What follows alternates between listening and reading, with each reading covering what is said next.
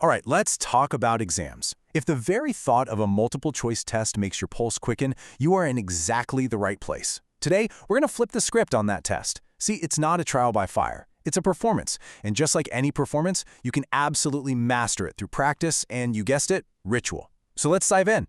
And this right here, this is the core idea for everything we're about to cover. We're shifting away from that feeling of panic, the stress and anxiety, and we're moving toward a calm, controlled process. So forget thinking of it as a battle. Instead, embrace the ritual. It's these small, practiced actions that give you back control when the pressure's on. Success doesn't just happen when the proctor says begin. Not at all. It actually starts hours before. It's all about intentionally setting the stage so you walk in with a clear, focused mind. Let's look at exactly how to build that foundation. The real power here is in its simplicity. This isn't about cramming at the last minute. A short breathing exercise that calms your nervous system right down. A breakfast you've eaten before your practice exams, no surprises, nothing to upset your stomach, and that single sheet of notes, it's not for learning new stuff. It's just a confidence booster, a final calm reminder of all the things you already know. Okay, so right before you walk into that exam hall, I want you to run this final checklist. Got your ID? Your pens? Great. Now, check in with your body. Are your shoulders hunched up by your ears? Let them drop. Is your jaw clenched? Relax it. Now, take one deep, centering breath and set one simple intention. You're not there to conquer the entire exam at once. Your only job is to focus on one single question at a time. That's it. All right, we're in. We're in the exam hall, the clock's ticking. The first and honestly the most critical skill you need right now is to understand exactly what each question is asking you. It's time to become a master decoder. And this is such a game changer. Seriously. Our brains, for whatever reason, really struggle with negative words like not or false.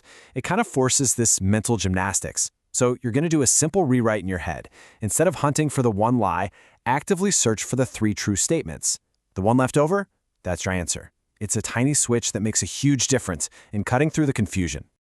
Oh yeah, test makers just love to set traps. But you know what? Once you see what they look like, they lose all their power. So you've got to be a detective. Be super skeptical of extreme words like always or never. Watch out for answers that are kind of true, but not the whole story. And my personal favorite trap, the statement that is 100% true, but has absolutely nothing to do with the question being asked. Sneaky, right? So, how do we spot and get rid of these distractors? With this simple 2-step filter. The first pass is the easy part. Just get rid of anything that's obviously, glaringly wrong. Now, for whatever's left, the second question is the key. You have to ask yourself, does this fully answer the question? Not partially, not sort of, fully. I promise you, this is the step where most of the tricky wrong answers just fall away.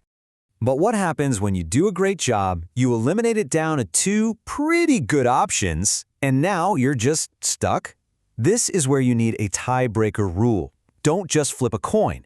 Ask yourself, which of these options is a bit broader, more all-encompassing, or which one connects more directly to the main keywords in the question? An educated guess like this is always, always better than a random shot in the dark. Okay, so we're decoding questions like a pro. But what about that ticking clock? Time can feel like your biggest enemy in an exam room.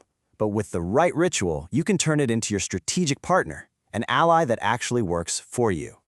Look, don't just start at question 1 and grind your way through. No way. In the first minute or two, skim the whole thing and sort the questions into categories. You're looking for the fast wins, the ones you know you can knock out quickly.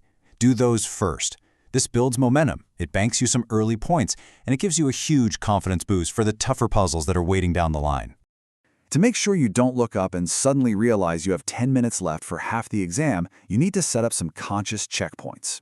Every 30 minutes or so, just take a second and ask, how am I doing on time? Am I on track? If not, you adjust. These little, regular check-ins prevent a massive time crisis at the end. And this is a vital emotional strategy. If a question is just frying your brain, if you feel it stealing your confidence, just leave it. Seriously, give yourself permission to skip it and move on. Coming back to it later with a fresh set of eyes is so much more effective than getting bogged down. Remember, protecting your focus is just as important as answering the questions. Look, it's going to happen. You're going to hit a question that makes your mind go totally blank.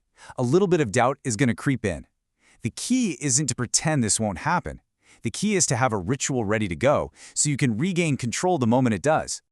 Think of this as your emergency brake for a panic spiral. It's so simple, but it is so powerful. First, just stop. Stop everything. Then take a slow, deliberate exhale for a count of 5. This physically tells your body to calm down. Then, and only then, go back and reread the question, but act like you've never seen it before. You will be amazed at how often the answer becomes clear once the panic is out of the way. This might be the most important mindset shift of all.